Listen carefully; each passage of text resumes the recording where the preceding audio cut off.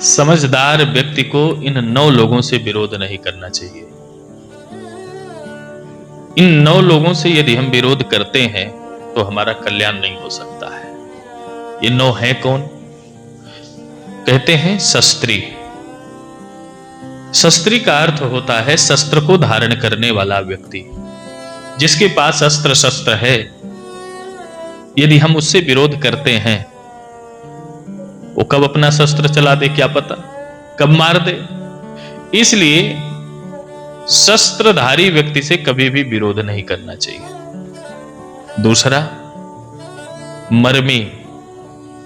जैसे आप बहुत दिनों से किसी के साथ में हैं और वो आपके सारे मर्म को जानता है, आपने उससे विरोध कर लिया या वो नाराज होकर के आपके सारे पोल पट्टी को पूरे समाज में खोल दिया। मर्मी व्यक्ति से भी कभी विरोध नहीं करना चाहिए। तीसरा, प्रभु। प्रभु का अर्थ होता है सामर्थ्यवान। जो सामर्थ्यवान व्यक्ति है वो कुछ भी करने में सामर्थ्यवान है, क्योंकि समर्थ को नहीं दोष गुसाई।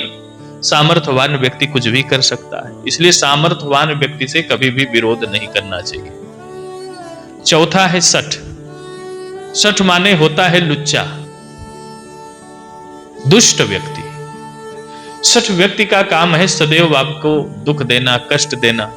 उससे भी यदि आप विरोध कर लेंगे, वो विरोध करने के बाद कुछ तो नहीं बिगाड़ सकता, लेकिन बहुत कुछ बिगाड़ भी सकता है, क्योंकि वो कुछ न कुछ जरूर खुरापात करेगा। इसलिए हमें सठ व्यक्ति से भी विरोध नहीं करना चाहिए, लुच्चे व्यक्ति से भी विरोध नहीं करना चाहिए, उससे सतर्क रहना चाहिए।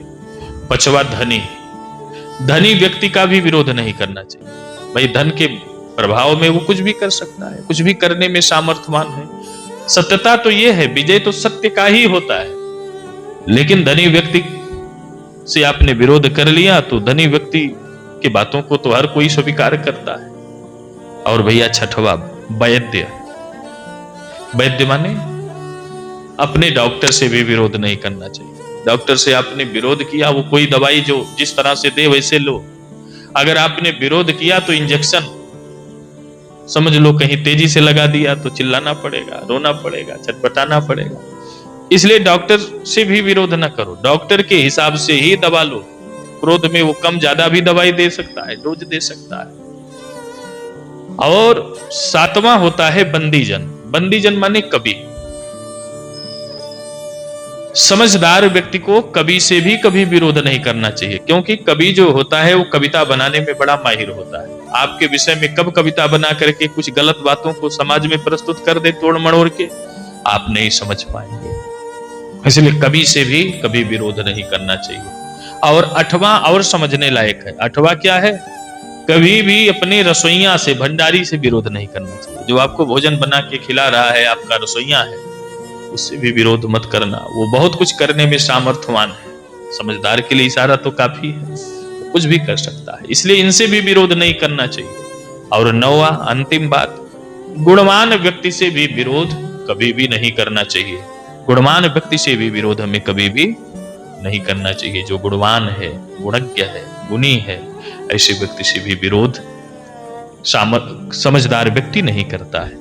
ये मैं नहीं कह रहा हूं, रावण को समझाया था मारीच ने। तब मारीच हृदय अनुमाना, नवहि विरोधे नहीं कल्याणा। शस्त्री मर्मी प्रभु सठ धनी, वैद्य वंद्य कवि महानस गुणी। इन लोगों से जो विरोध करता है उसका कल्याण नहीं हो सकता है। इसलिए इनसे सतर्क रहिए, इनसे विरोध मत करिए।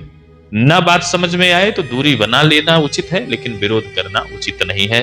रामायण और रामचरितमानस जी का जो ये सब वाक्य हैं बड़े ही जीवनोपयोगी हैं और ये हमेशा अपने जीवन में उतारने योग्य हैं। जय सिया राम।